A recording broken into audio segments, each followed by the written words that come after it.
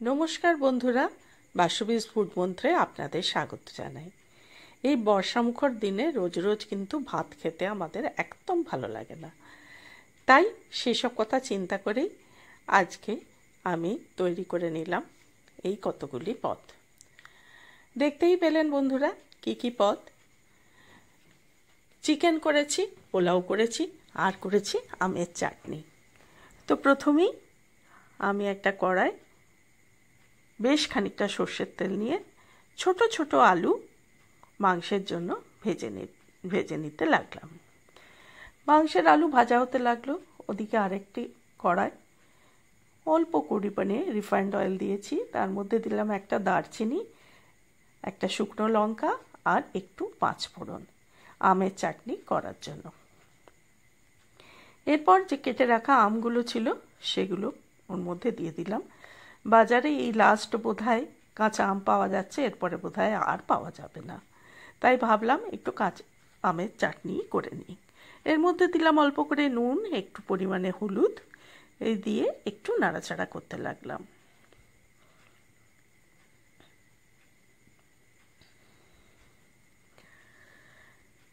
নাড়াচাড়া করার পর এরপরে দরকার হবে একটু চিনি।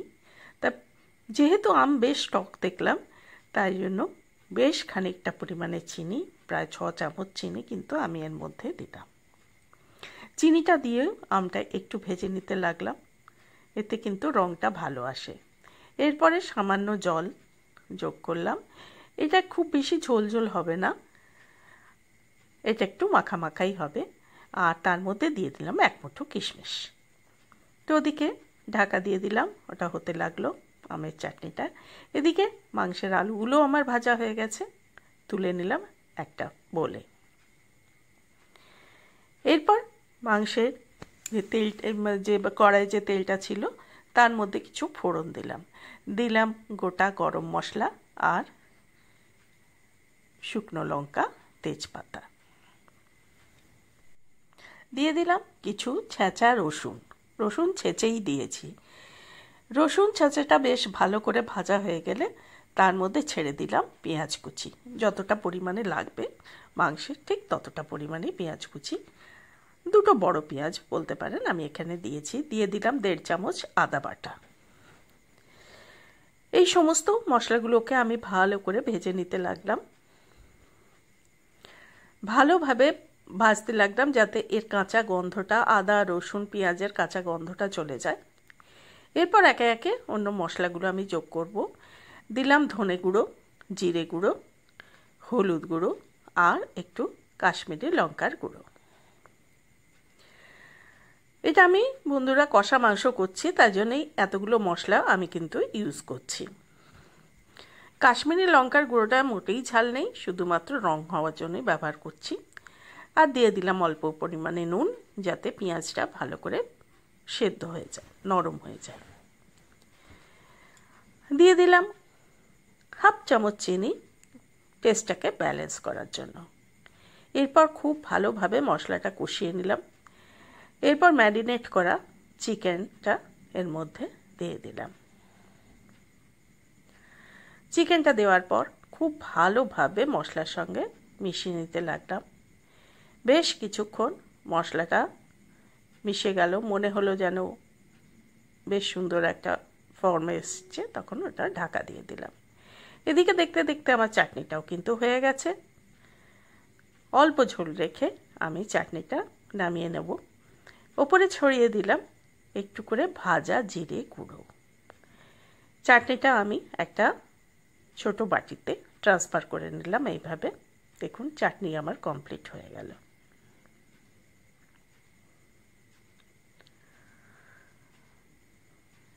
তো একটা রান্না মোটামুটি আমার সেদিনের কমপ্লিট হলো। এবার ঢাকা খুলে দেখি মাংসটাও প্রায় কষানো হয়ে গেছে, সুন্দর একটা কালারও এসছে। এই সময় যোগ করে দিলাম একটা পাকা টমেটো এবং কতগুলি কাঁচা লঙ্কা। তো বন্ধুরা, এই কাঁচা লঙ্কা আপনারা যদি ব্যবহার না করেন না করবেন, কিন্তু কাঁচা লঙ্কা দিলে একটা সুন্দর একটা গন্ধ আসে, তাই জন্যই আমি এই রান্নাটায় একটা কাঁচা লঙ্কা দিলাম। এরপর ওই যে ভেজে রাখা ছোট ছোট আলুর টুকরোগুলো ছিল ওইগুলো আমি যোগ করলাম, দিয়ে আবার একটা লিড দিয়ে চাপা দিয়ে দিলাম। কিছুক্ষণ পর খুললাম, খুলে দেখলাম ও বাহ, বেশ তো সেদ্ধ হয়ে গেছে, আলুও প্রায় সেদ্ধ হয়ে গেছে।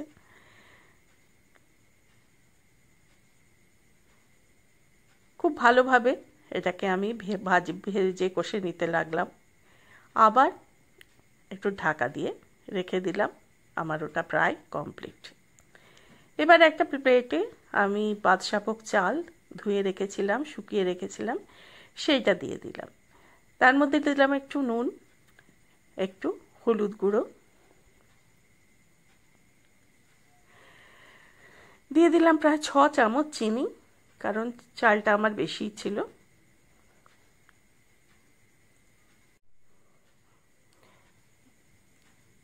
এরপরে দিলাম 1.5 চামচ আদা বাটা। আদা বাটা দেওয়ার পর এর মধ্যে আমি যোগ করব 2 চামচ গাওয়া ঘি। ঘিটা দিয়ে আমি এই চালটা এরপর মেখে নেব।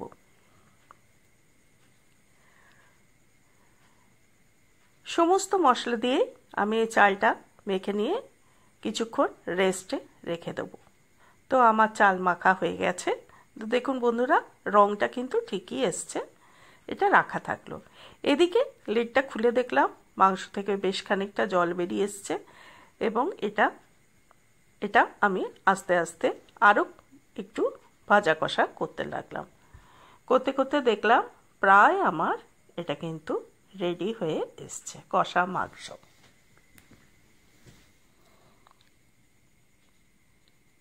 আস্তে আস্তে মাংসের কালারটা কিন্তু চেঞ্জ হয়ে গেছে, আর অল্প অল্প জলও বেরিয়েছে। এই সময় আমি এর মধ্যে যোগ করলাম একটু শাহি গরম মশলা। এটাই মাংসের আমার শেষ স্টেপ। মাংসটা আমি বেশ নাড়াচাড়া করে নিতে লাগলাম এবং একটা লিড দিয়ে চাপা দিয়ে গ্যাসটা অফ করে দিলাম। এবার আমার পোলাওটা করে নেওয়ার পালা। একটা বড় কড়াতে কিছুটা রিফাইন্ড অয়েল দিলাম, আর দিলাম 1 চামচ ঘি। ঘি এবং তেলটা যখন গরম হয়ে গেল তখন এর মধ্যে কতগুলো মশলা আমি ফোড়ন দিচ্ছি। দিয়ে দিলাম একটা দারচিনি, একটা স্টার অ্যানিস, কতগুলো ছোট এলাচ এবং লবঙ্গ। যখন বেশ ফোড়নের গন্ধটা সুন্দর বেরোতে লাগলো তখন এর মধ্যে 1 মুঠো কাজু আর 1 মুঠো কিশমিশ আমি যোগ করে দিলাম, এবং হালকা হাতে হালকা আঁচে লো আঁচে আমি এটা নাড়তে লাগলাম। যখন কাজুটা প্রায় রং ধরবে সেই সময় আমি ওই মাখানো চালটা এর মধ্যে ছেড়ে দিলাম। সবটাই কিন্তু আমি লো আঁচেই করছি এতক্ষণ অবধি। বেশি হাই আঁচ করলে কাজুটা পুড়ে যাওয়ার চান্স থাকে। চালটাও দিয়ে আমি হালকা হাতে ঘিয়ের সঙ্গে তেলের সঙ্গে নেড়ে নিতে লাগলাম। এটা আমার ঘরোয়া পোলাও, আমি এইভাবেই বাড়িতে করি। এইভাবে করলে কোনো খাটুনিও হয় না, আর খুব সহজেই কিন্তু পোলাওটা রেডি হয়ে যায়। তো চালটা আমাকে একটু ভালো করে লো আঁচে ভেজে নিতে হবে, এবং যতক্ষণ না ঝুরঝুরে হচ্ছে এবং চালটা একটু সাদা সাদা হয়ে আসছে ততক্ষণ অবধি কিন্তু আমাকে এটা নেড়ে নিতে হবে, না হলে কিন্তু চাল জড়িয়ে যাওয়ার সম্ভাবনা থাকে, একটু ঘাঁটা ঘাঁটা পোলাওটা হয়ে যায়। আর যদি এইভাবে চালটা ভালোভাবে ভেজে নেওয়া হয় তাহলে কিন্তু পোলাওটা খুব ঝরঝরে হয়। তো বন্ধুরা, যখন বেশ ভালোভাবে ভাজা হয়ে গেল তখন ওটা লো আঁচে আমি রেখে দিলাম।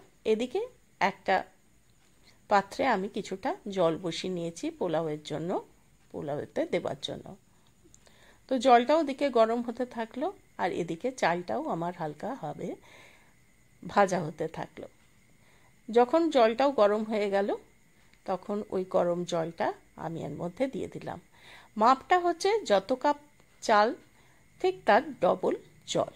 আমি এখানে ছোট 3 কাপ চাল নিয়েছি, তার বদলে আমি নিয়েছি ওই কাপেরই 6 কাপ জল। এই পরিমাণ মতো যদি জলটা দেওয়া হয় তাহলে কিন্তু পোলাও খুব ঝরঝরে হয়। যখন এটা পুরো ফুটতে লাগলো, তারপরে আমি একটা বড় থালা দিয়ে কড়াটা ঢাকা দিয়ে দিলাম এবং আঁচটা সম্পূর্ণভাবে লো করে দিলাম।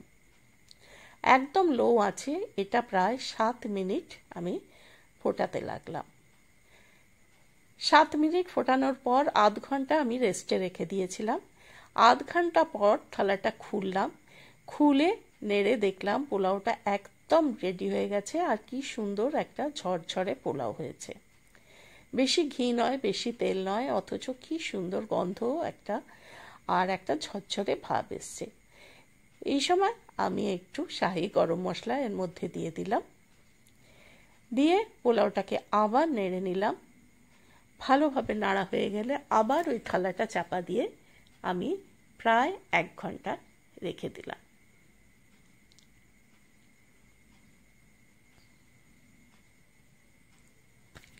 তো দেখতে দেখতে 1 ঘন্টা হয়ে গেল। এরপর আমি সার্ভ করে নেব। প্রথমে আমি কড়া থেকে মাংসটা একটা বোলে ঢেলে নিলাম। বন্ধুরা, আমি পোলাওয়ের সঙ্গে কষা মাংস করেছি, আপনারা কষা মাংসের বদলে অন্যরকম মাংসও অবশ্যই করতে পারেন, কিন্তু আমি সেদিন যেটা করেছি সেটাই আপনাদের সঙ্গে আমি শেয়ার করছি। তো মাংসটা ঢালা হয়ে গেল, মাংস রেডি হয়ে গেল। এবার পোলাওটাও আমি একটা বড় বোলে সার্ভ করে নিচ্ছি। দেখুন কেমন ঝরঝরে সুন্দর, কি সুন্দর রঙের একটা পোলাও হয়েছে। বাজারের যে রঙগুলো পাওয়া যায় সেগুলো আমি ইউজ করি না, আমি হলুদ দিয়েই পোলাও করি, তাতে কোনো অংশে কিন্তু কম হয় না, কোনো অংশে স্বাদ, গন্ধ, বর্ণ কোনোটাই কোনো তফাৎ কিন্তু আমি বুঝতে পারি না। তো পোলাওটাও আমার রেডি হয়ে গেছে। তো এই বর্ষা মুখর দিনে এটাই ছিল আজকের আমার রান্না। তো দেখুন বন্ধুরা, টেবিলে সাজিয়ে ফেলেছি পোলাও, মাংস আর চাটনি। তো বন্ধুরা, আমার এই রান্নাগুলি আপনাদের কেমন লাগলো অবশ্যই আমাকে কমেন্ট করে জানাবেন। আমার পুরনো বন্ধুরা তো আমার সঙ্গেই আছেন, কিন্তু যারা নতুন আমার এই চ্যানেল দেখছেন তাদেরকে অনুরোধ করব, যদি রান্নাগুলি ভালো লেগে থাকে তাহলে আমার চ্যানেলটি সাবস্ক্রাইব করবেন। তাহলে আমি আরও অনেক উৎসাহ পাবো, আরও অনেক রান্না আপনাদের সামনে নিয়ে আসব। তো বন্ধুরা, এবার আমার সার্ভের পালা। একটা প্লেটে আমি পোলাও নিয়েছি, মাংস নিয়েছি, আর দিয়ে দিলাম কিছুটা চাটনি। তো বন্ধুরা, আমার এই রান্নাগুলি আপনাদের কেমন লাগলো অবশ্যই কমেন্ট করে জানাবেন, আর সম্পূর্ণ ভিডিওটি দেখার জন্য আপনাদের অসংখ্য ধন্যবাদ।